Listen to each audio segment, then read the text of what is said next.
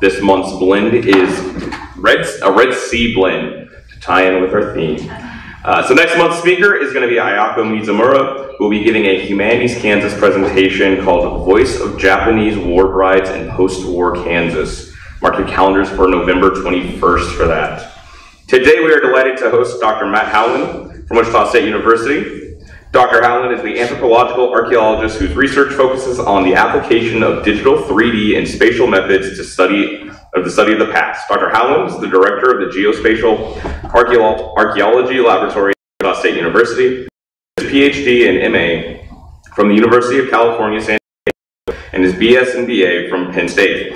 His research involves the application of low-altitude aerial remote sensing, including UAV drone-based photography, to record and map archaeological sites in 3D and conduct intra-site spatial analysis in GIS. Dr. Howland also applies 3D and spatial storytelling platforms for community-engaged digital public archaeology. Dr. Howland is engaged in active field research in Kansas, Georgia, and the Eastern Mediterranean. His work has been published in journals such as the Proceedings of the National Academy of Sciences, PLOS 1, Journal of Archaeological Science, and Advances in Archaeological Practice, and has been covered in media outlets including CNN, Vice, and Newsweek. Please welcome Dr. Howland.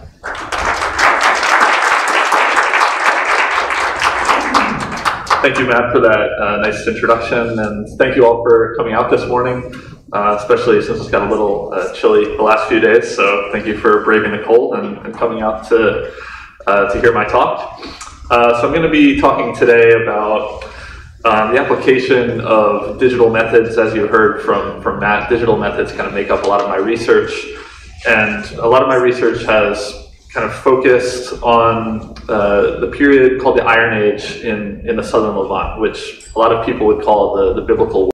This is the Southern Levant is the Holy Land, and the Iron Age is sort of the origins of a lot of the kind of biblical stories that we'll get into discussing today. And so to kind of set the frame for this discussion, I always like to start with an archaeological period called the Late Bronze Age, where archaeologists and historians have seen evidence for kind of a major collapse of the kind of world systems and the kind of economic system of the period.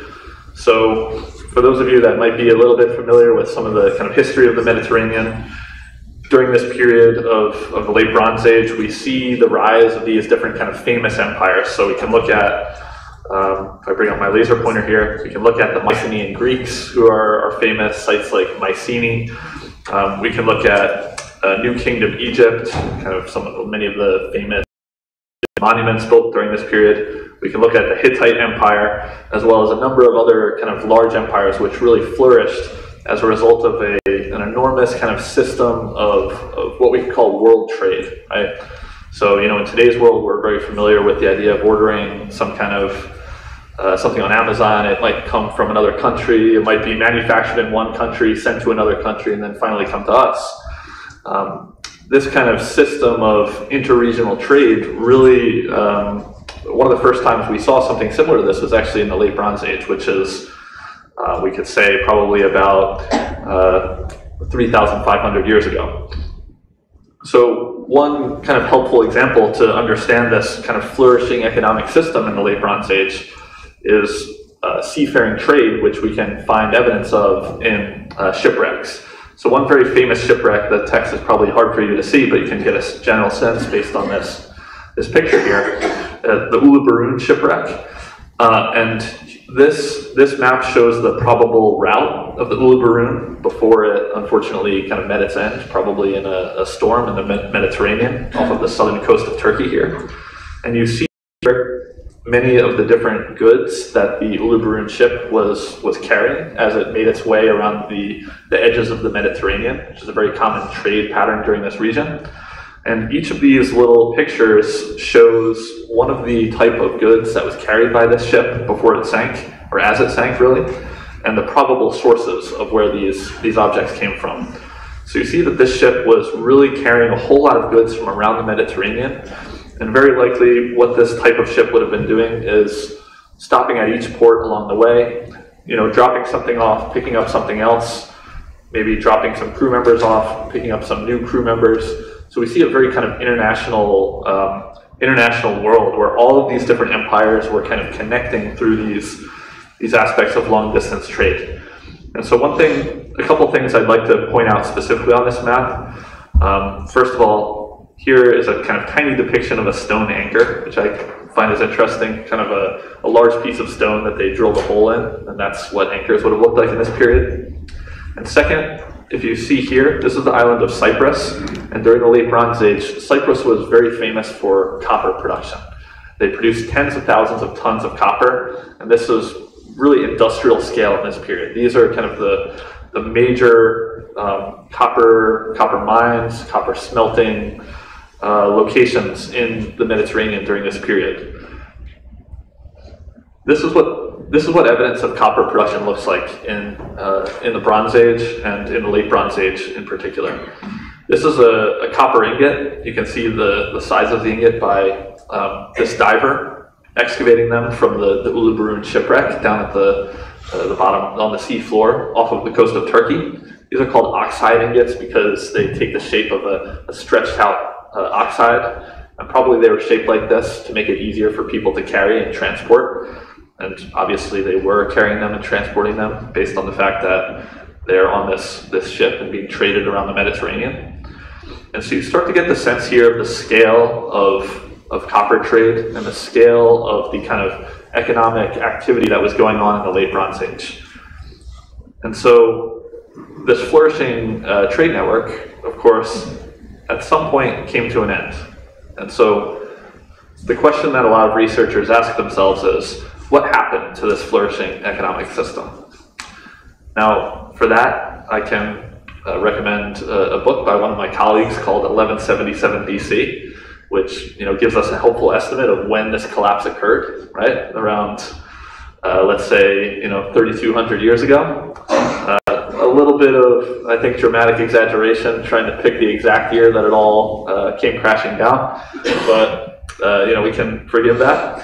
And what happened during this period is we see basically a collapse of all of these empires almost at the same time. So this is a map that shows many of the different sites that were destroyed in kind of unstable economic conditions. So probably we saw some kind of economic collapse. Probably we saw environmental conditions becoming worse.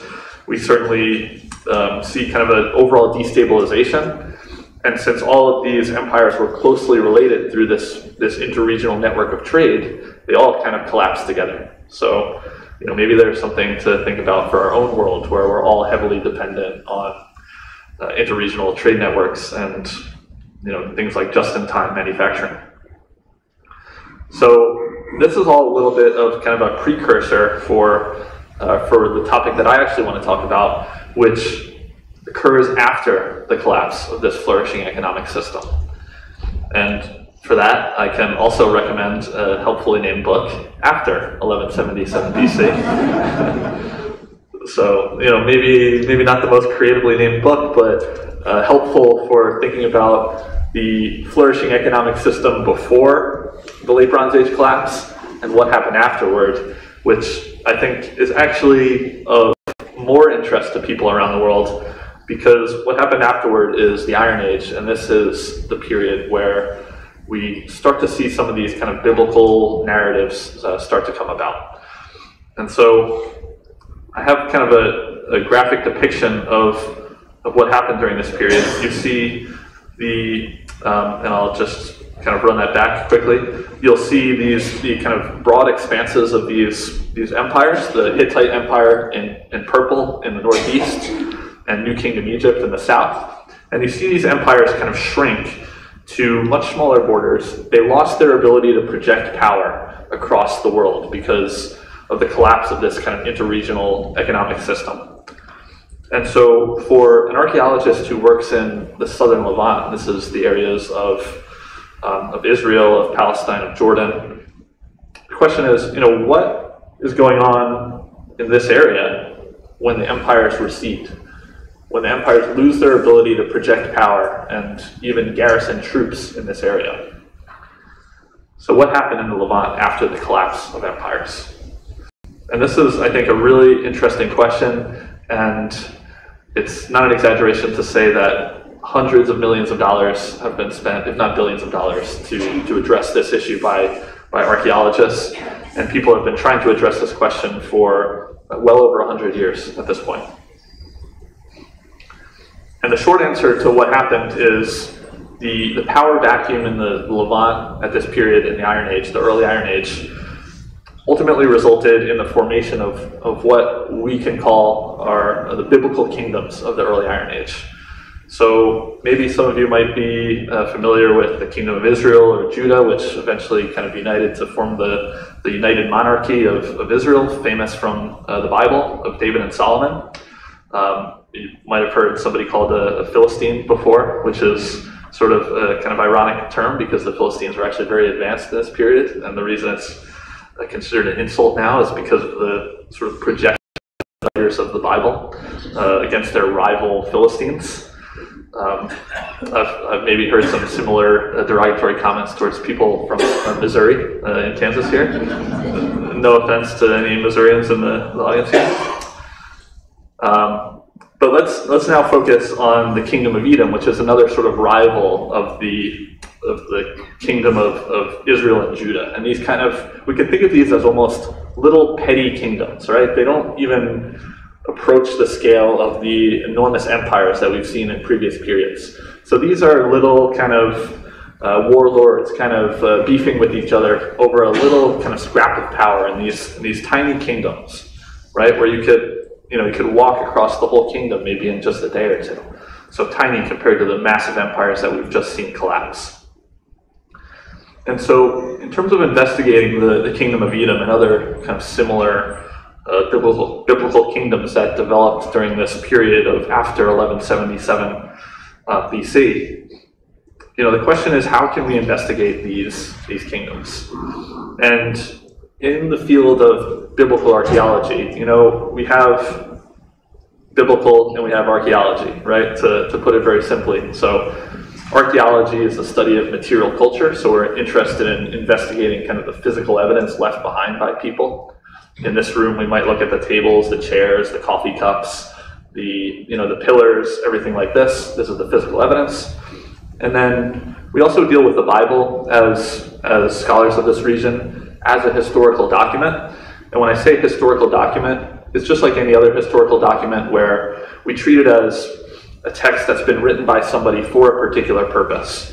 And so we don't take it as fact, but we don't discount it entirely. We say, what were these people trying to write? When were they writing it? What influenced their thinking during this period that they lived? And so that kind of framework of thinking helps us to interpret some of the biblical references to the early formation of Edom in this period just after the late Bronze Age. So we can think 1176 BC, what's happening in Edom? What's going on there? And do we see some early evidence of the formation of the kind of kingdoms that are discussed in the Bible? So one particular biblical reference here we can see in Genesis. And these are the kings that reigned in the land of Edom before there reigned any king over the children of Israel. So as an archaeologist, I look at this passage and I think to myself, is this line supported? Is there any archaeological evidence for an early, and by early I mean before 1000 BCE, which is kind of the traditional date for the formation of the kingdom of Israel, the United Monarchy? Is there evidence for an early kingdom of Edom? Can we see some evidence for a complex society in this region happening before 1000 BCE? A second biblical passage from 2 Samuel here talks about how King David, famous for using his slingshot for taking down Goliath and then becoming the king of the United Monarchy. He slew 18,000 Edomites in the Valley of Salt, and he put garrisons, and he basically took over the whole area. And so this leads us as archaeologists to ask the question, is there evidence for Israelite conquest in Edom shortly after 1000 BCE? So these two questions kind of give us the framing for the archaeological research that follows, that is interested, not in proving or disproving the Bible, but trying to connect these sources of evidence together. is there a relationship between the textual evidence from the Bible and the archaeological evidence on the ground? And how can we relate these two lines of evidence? So here's our questions that we'll try to address with, of course, some digital methods, as I've discussed.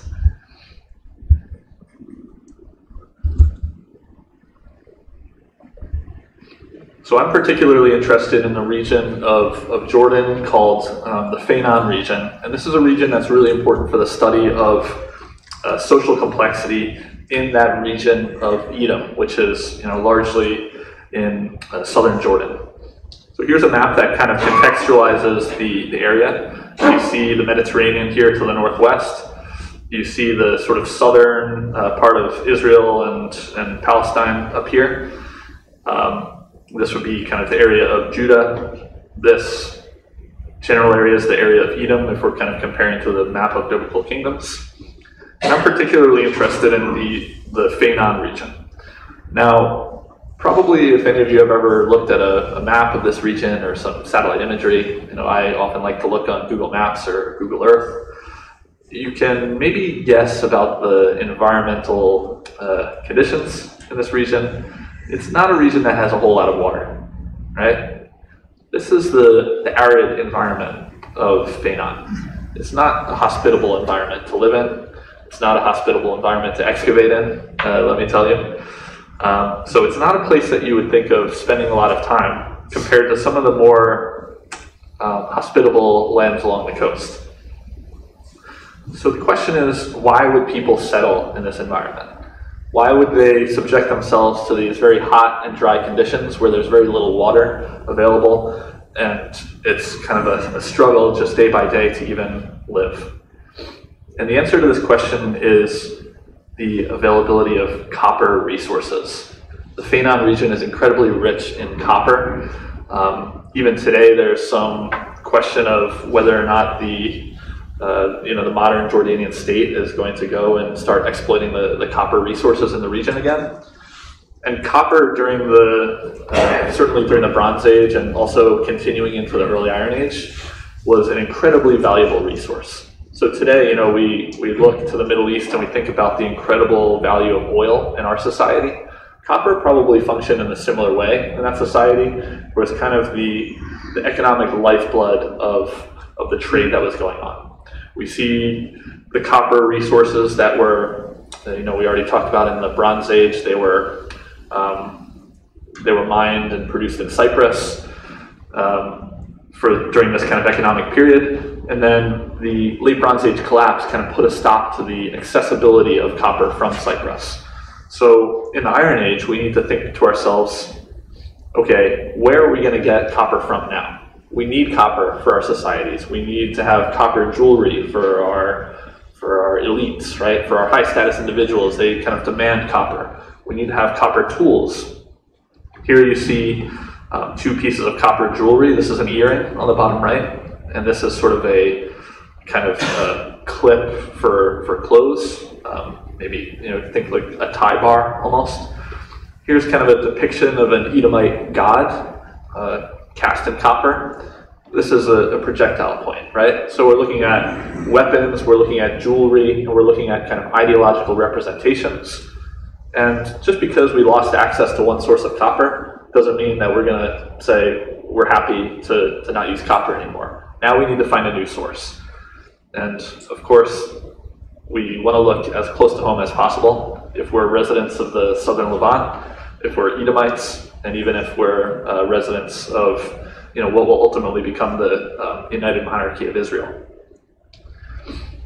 So if we look closer into this archaeological region of Fainan, we start to see a regional network of copper production sites. So the copper resources are kind of spread up these are called wadis. They're essentially dry riverbeds that periodically have very intense flash flooding. Sometimes you would call them arroyos in the southwest. And so people were kind of, spreading up these wadis, looking for copper resources. And when they found them, they would intensively mine them and start to intensively smelt the copper to produce raw copper. and create an incredible kind of booming local trade of copper. And we'll talk about the trade of copper a little bit towards the end, actually. And so we can see these sites. It's actually really convenient to do archaeology in this region of Jordan because all the archaeology sits right on the surface. You can just walk up the wadi and you identify an archaeological site easily. There it is, right? It doesn't take an expert eye to see that this was once an archaeological site. If you're doing a little bit of excavation in Kansas, it becomes actually much harder. You need to use kind of a more advanced suite of methods. You need to do some excavation or perhaps some geophysical survey to look underneath the surface. But in Jordan, the archaeology kind of smacks you right in the face, right? But it raises the question of how can we understand the scale of society, right? Remember, we're thinking about this question of, is there social complexity in this region? Do we have evidence of an early kingdom before any king ruled over the land of Israel?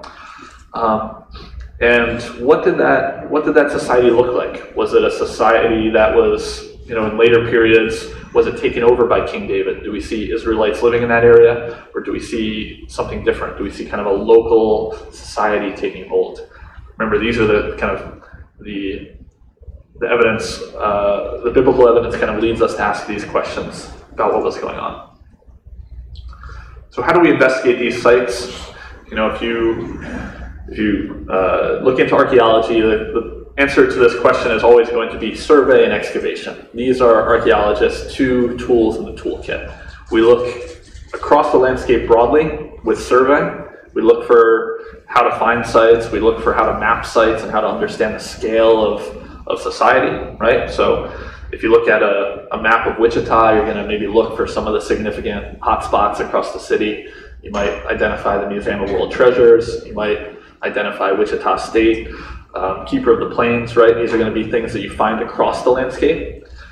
And then you'll conduct excavation as an archaeologist to kind of dive deeper into one particular place.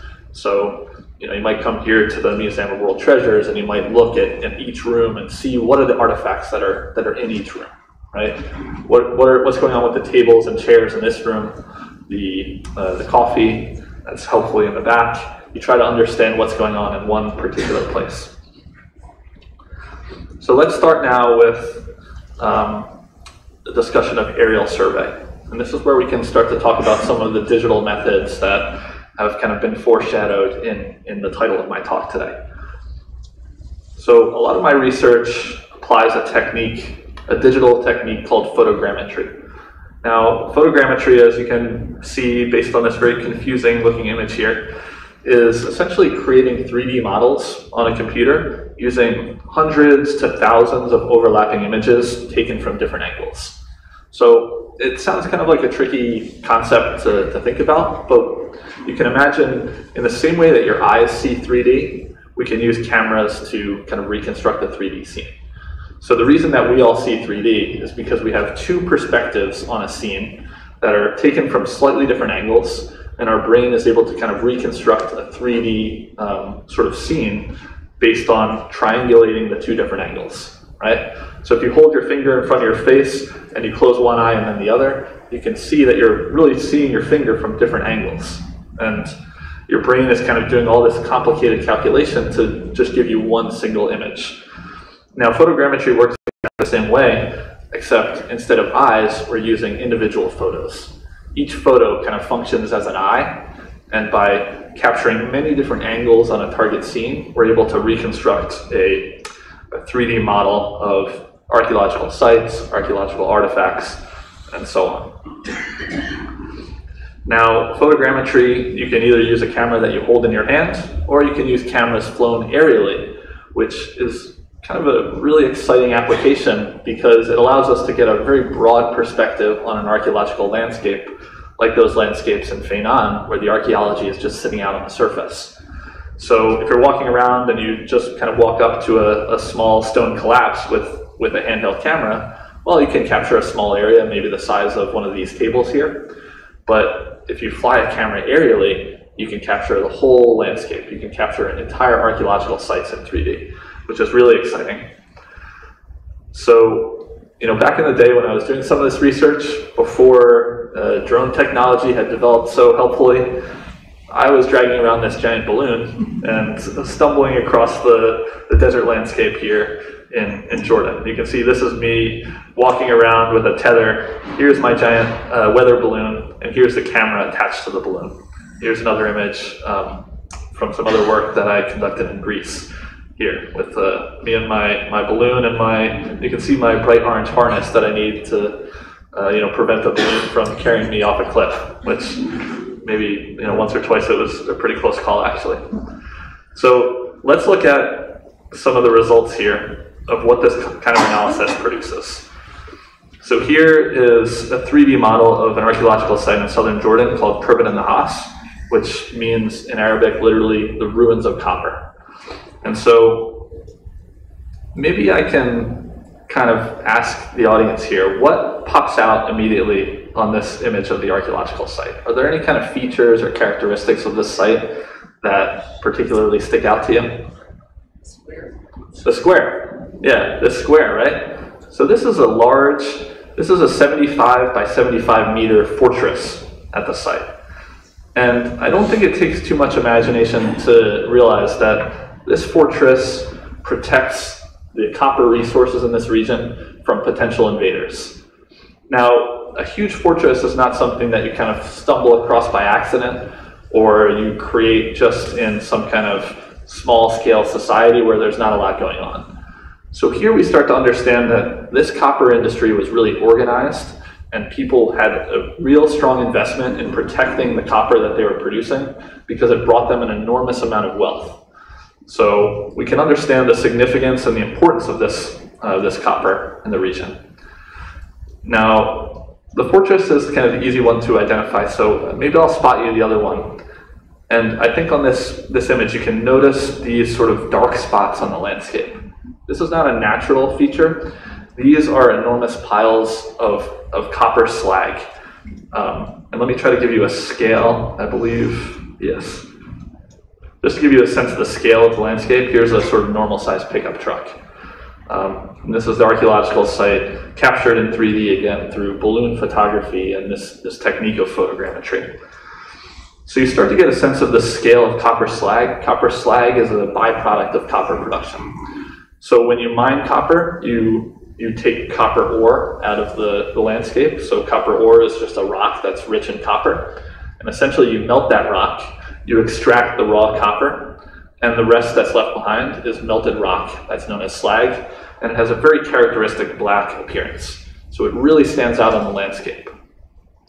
So viewing this archaeological site from above, we immediately have the impression that they were producing a ton of copper, literally tens of thousands of tons actually at this site. I think 50 to 60,000 tons of copper is the estimate for how much, of slag. So it would be maybe 10 to 15,000 tons of copper perhaps, which is a huge amount of copper. We understand that the scale of industry at this site is absolutely enormous. And we understand that there were some people that were seriously invested in protecting this copper industry from potential invaders, from potential regional rivals who are competing for power in the region. So we can start to think of how this fits in this context of the Iron Age. Now, when I produce these 3D models, I'm always bringing them back into kind of a technology that's called GIS. And GIS is basically mapping software, and it allows us to precisely map out all the archaeological features at sites as long as we have good data to map features. So before we brought out that balloon to this archaeological site, these are the kind of data sets we were looking at. This is exactly the same scene as we were looking at before. The fortress is up here. This is kind of the distribution of copper slag. It's not a useful image. If you pay some money for higher quality imagery, this is the kind of stuff that you might see on Google Maps. This is what you're looking at, and it's better. And we can zoom in. This is the kind of northwest corner of the fortress. So we can maybe make some outlines of the general walls of the fortress. But as archaeologists, we're not just interested in the walls, we're interested in the individual stones, right? We want to see a very precise level of detail of what's going on at this archaeological site. So the type of spatial data that we can produce using those techniques of photogrammetry gives us something like this. And you can see the real difference in the precision of this image. And I can tell you that on this image, you can see each individual stone that composes these walls, which allows us to map out the archaeological features across this landscape in very good detail. And we can see an example of what that looks like. Again, this is kind of the raw data here, processed into a 3D model. Here's kind of an online map of some of the archaeological features on this landscape. The brown lines representing some of the architecture across the site. You can see some of the slag mounds kind of outlined in these kind of light black features here. And we can also see some of the different excavation units that have been excavated at the site. And just incidentally, one of my interests in archaeology is making the data sets that I produce through these methods publicly accessible. So all this stuff is kind of published online, and I'll give you a link to some of it at the end of the talk in case you're interested to explore more. But you see here kind of a close-up of some of the excavations taking place at this particular area, which have shed great light on the social complexity of this excavation. Okay. So taking the results of aerial survey as a whole, let's kind of come back to this question. Does aerial survey provide evidence for an early, pre-1000 BCE Kingdom of Edom that kind of, we shouldn't say that it proves this aspect of the Bible, but these two lines of evidence, do they line up together? Do they kind of speak the same language? And in this case, the answer is absolutely yes. We certainly see archaeological evidence for a complex society in this region of Edom before 1000 BCE. All these features kind of date to, let's say, 12 to 1100 BCE at their earliest, and they continue past 1000 BCE as well. So we see certainly clear evidence of social complexity through industrial scale copper production, which we see evidence of in the enormous piles of slag that are across this site and also other sites in the region. And we see monumental architecture, this enormous fortress that was constructed to protect copper production. So this is sort of a resounding yes in terms of evidence for early social complexity in the region, just in the aftermath of the collapse of the late Bronze Age economic system. So we're starting to see here some of the rebound of the economy, right? If the end of the late Bronze Age was a recession or even a depression, we're starting to see the rebound. We're starting to see new kind of forms of economy develop. People are starting up new small businesses, so to speak, right? Of copper production in an arid environment. They're seizing new opportunities for themselves. So, let's think again about aerial survey. Do we see evidence for Israelite conquest in Edom shortly after 1000 BCE, based on what we've seen so far? And the answer is not yet. We don't have anything to speak to that yet. We still need to think about that question.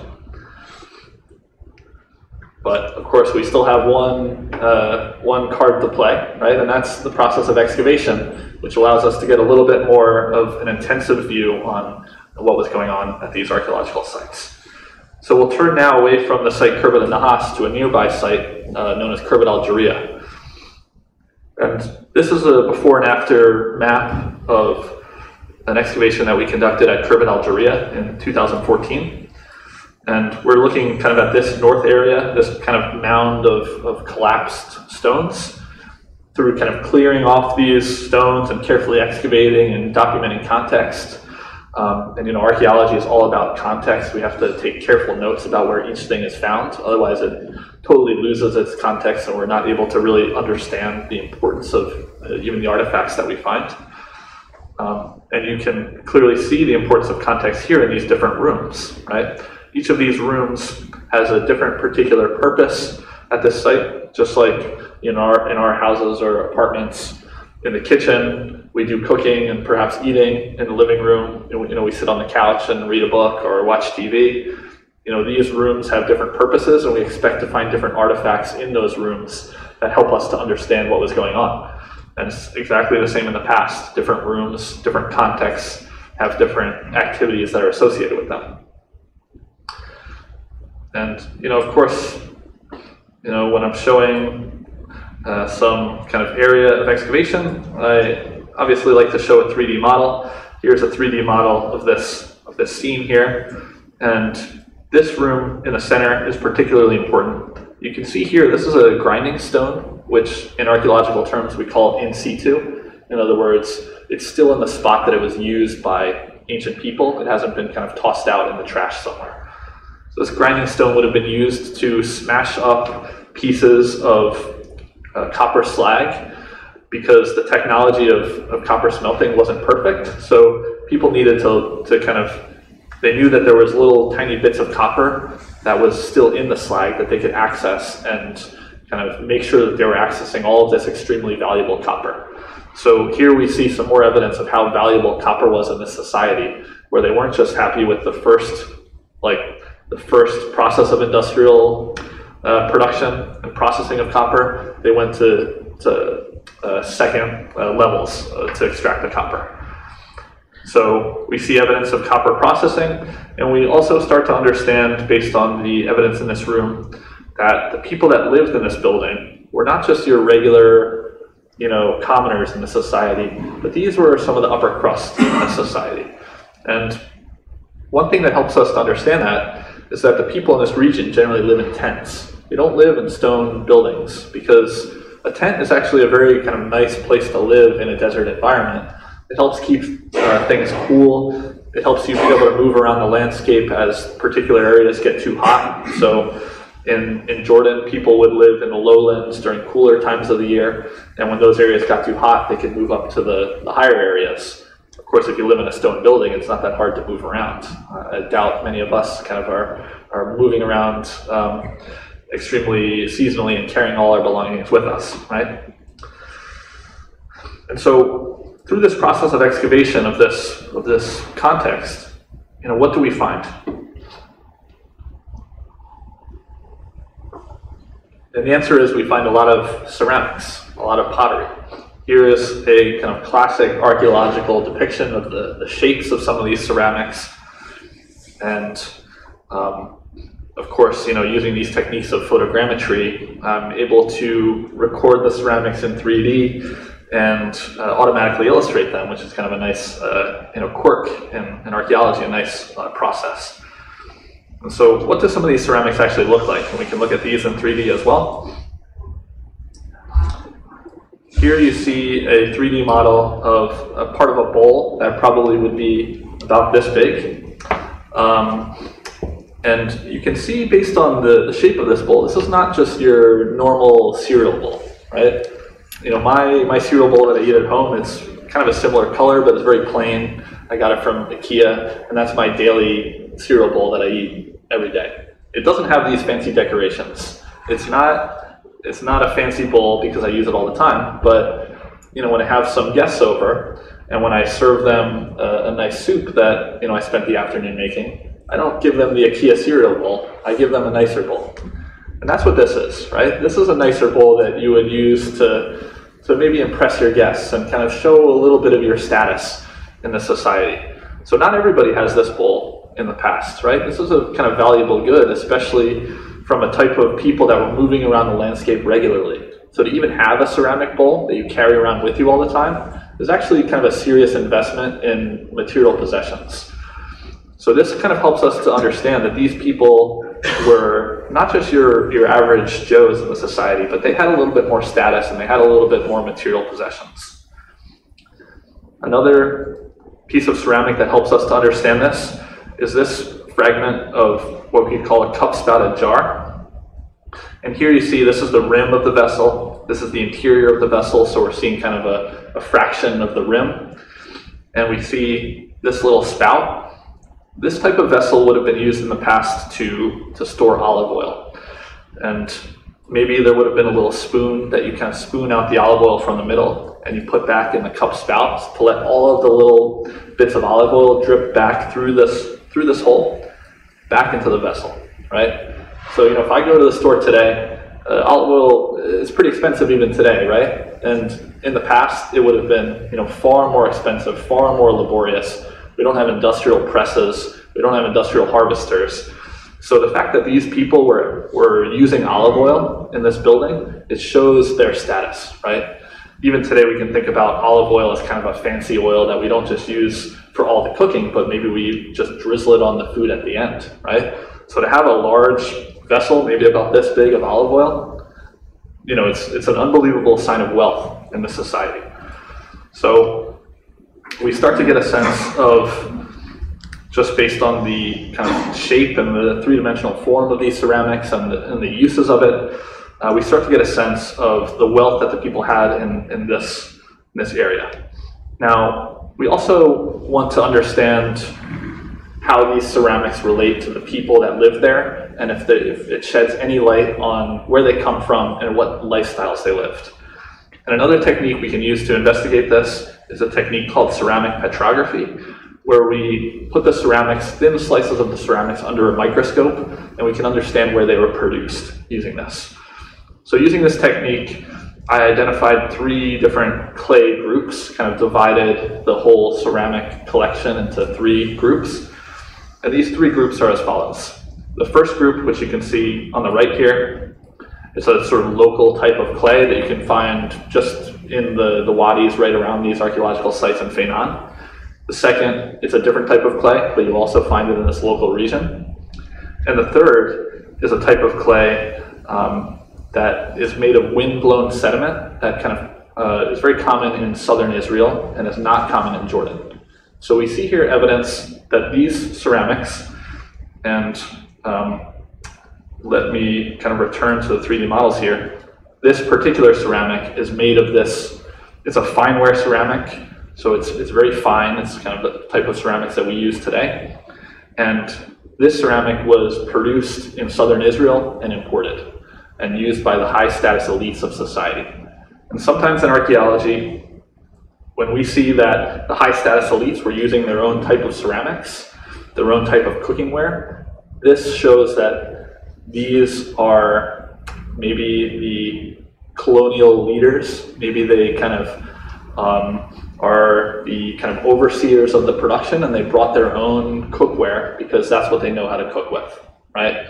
You know, we can think today, if one of us moved to another country, we might bring our pots and pans because we don't know how to cook in the style of that country. We know how to cook in the style of where we live. So the question here is, are these fineware imports evidence of people from southern Israel that came here and directed the copper production? And that addresses this question. Do imported ceramics provide evidence for Israelite conquest of Egypt? And even though I've set this up to be a very satisfying yes, my answer is no, it doesn't. In my view, this is evidence of the long-distance exchange of copper.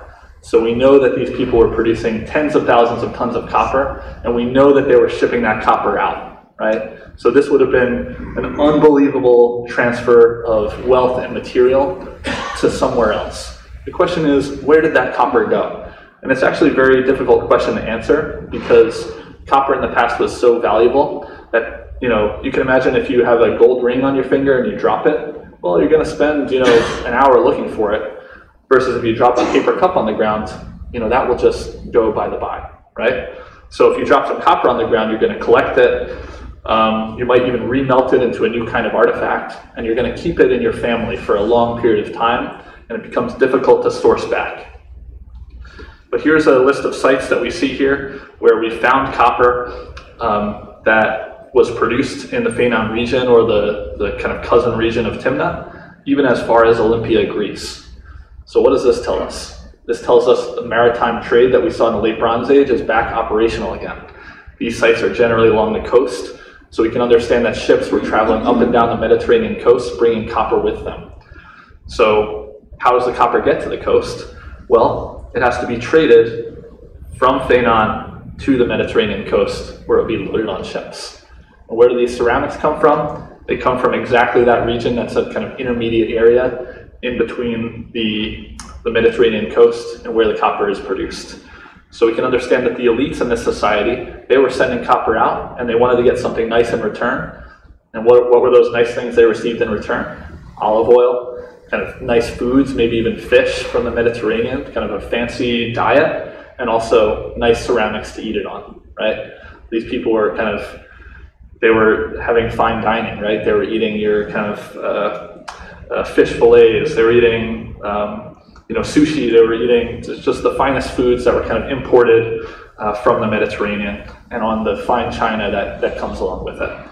So the answer to the second question is there evidence for Israelite conquest in Edom shortly after 1000 BC? No. And we can start to see processes of social complexity and kind of the origin of a new biblical kingdom of Edom developing based on this exploitation of copper. And elites in this region, high status individuals, were trading the copper to get nice stuff in return and using that to kind of build wealth. And of course, they wanted to protect what they had with giant fortresses like we saw at Kerbat Nahas.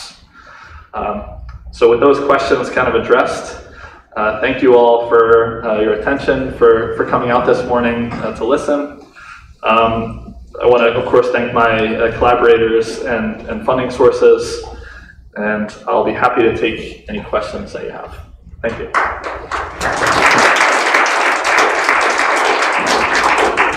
All right, and as always, if you have a question, please raise your hand, and I will come around with the microphone and give that to you so you can let everyone know.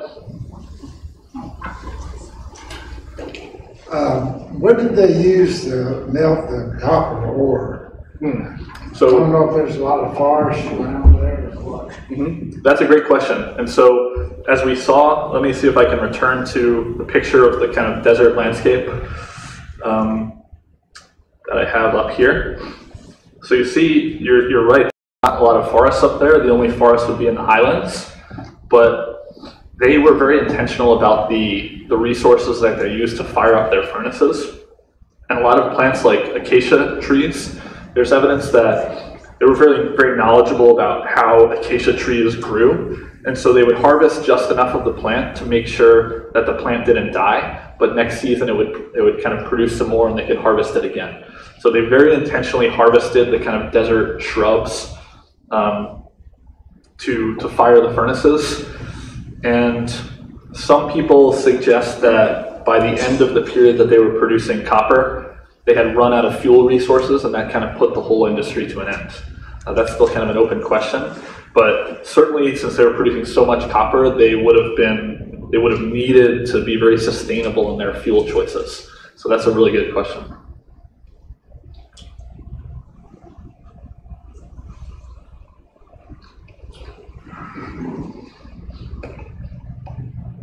Hi, thank you for the presentation. I work with middle schoolers, and actually the 6th grade curriculum in Kansas deals a lot with both this time and this location. And I was curious, as an archaeologist, as a professional in the field, what kind of information do you think is useful to teach children that age, both about the time period and about archaeological processes that we do? Sure. So I think one of the most important things for me about archaeology is what I alluded to earlier, which is just the importance of context. Because I think sometimes people think about archaeology as like finding cool stuff, like look at these amazing objects. But as archaeologists, we don't care about pretty objects. We care about the object, where it comes from, and how it relates to things around it, right? So the fact that we can see a chair in this room, a chair on itself is not important. It doesn't help us understand anything besides somebody sat in this chair. But when we see in this room, there are hundreds of chairs. You know, sometimes the chairs will be facing in one direction, and there'll be maybe one chair facing the other direction. It starts to say, here are a whole bunch of people paying attention to one person based on just the orientation of the room and the association of the chairs together. So I think teaching about this importance of context and recording in archaeology. And this is important because, you know, in archaeology, there's a big problem of people approaching archaeological sites and looting them. So, you know, in Kansas, people find a kind of an ancient Native American arrowhead, a projectile point, and they take it and say, this is a great find. But as archaeologists, we almost hate to see that because it takes away our ability to use that artifact to learn about the past and the context. So that's about the archaeology, and about this region. I think it has this kind of narrative of the late Bronze Age collapse, and how all these systems were so interdependent on each other that when systems started to fail, that they all collapsed together. Maybe tells an interesting story about, the way that we live in our society, and when a certain part can't be produced in China, then a business kind of goes off the rails in Kansas, right? So maybe there's something there. I don't know if that's the level, but thank you for the question.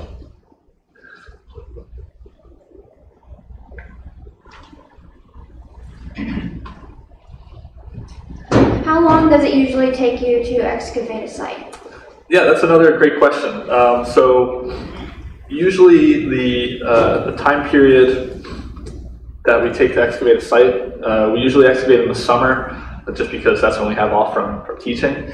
And we usually excavate for about a month or 2 months. That's generally the time period.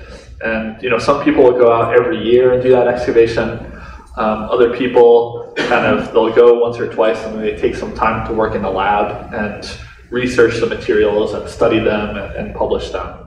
And for me, I'm more in that second model, where I do a little bit of excavation and I spend a lot of time thinking about what I found and trying to interpret it and trying to publish on it. And so the stuff that I'm showing you today, I'm still working on it. I'm still publishing about it, and that stuff comes from excavations, a month-long excavation in 2014. So even a month of excavation gives us an unbelievable amount of data based on the artifacts and the contexts that are associated, and it's just so much information that we have to kind of carefully pick apart. So yeah, great question. What do you see as any new technology on the horizon to help you in your endeavors? Sure. So for me in my own research, one technology I'm really excited about is called LiDAR, which is basically laser scanning. And these days, because of developments in drone technology, you can fly a laser scanner on a drone. So you can have very, very precise recording of archaeological sites in 3D. So I've talked about photogrammetry. It's an amazing technology to show beautiful models, but the level of precision and detail is not quite as high. And LiDAR also has the capability of reaching through the gaps in leaves. So perhaps some of you have seen news stories about the use of LiDAR in Mesoamerica and to discover new Mayan cities, because the lasers are kind of seeing through the gaps in this heavily forested, vegetated region and discovering some of the archaeology underneath. So I'm personally very excited about LiDAR, but if I give kind of a longer looking, more forward looking question, I think a lot of archaeology is sort of tending in the direction of realizing the negative impacts of excavation as destroying archaeological remains, because we destroy the context that we record as we excavate them. And so there's certain technologies that I mentioned, like geophysical survey, that help us to kind of see what's underground without excavating. And I think those will develop more, and we'll be able to learn a lot more about what's under the ground without even digging a hole, which I think will be really exciting. And maybe in 50 or 100 years, people won't dig at all. So we'll see about that. Any other questions? All right, if not, let's go ahead and give him a round of applause again.